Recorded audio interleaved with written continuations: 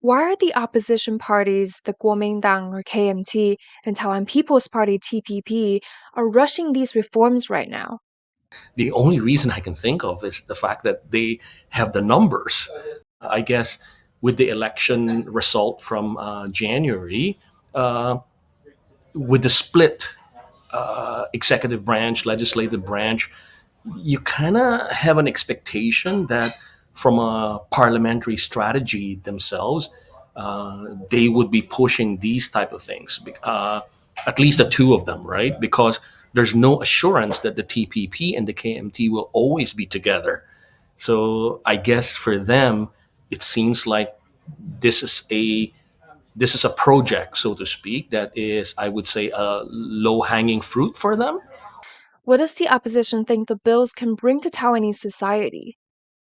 What it is trying to bring, at least my understanding of it, is a little bit more balance in the executive legislative relations, so to speak.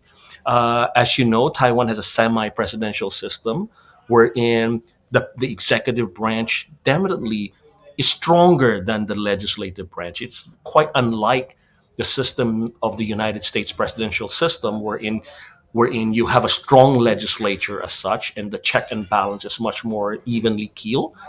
Semi-presidential systems tend to favor the executive branch more than the legislative branch. So one can say that this is an attempt. Whether it's awkward, it's clunky, I don't know.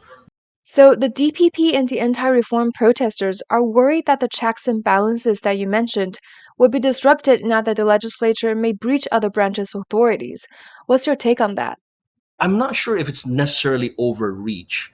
Yes, we have that Taiwan has a five power system, which is, in the scheme of global political system, is quite unique, to be honest.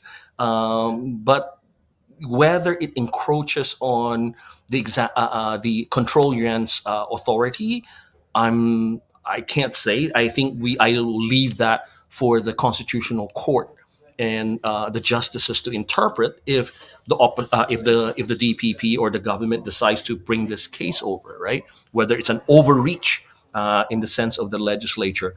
But if you look at it from a parliamentary perspective, then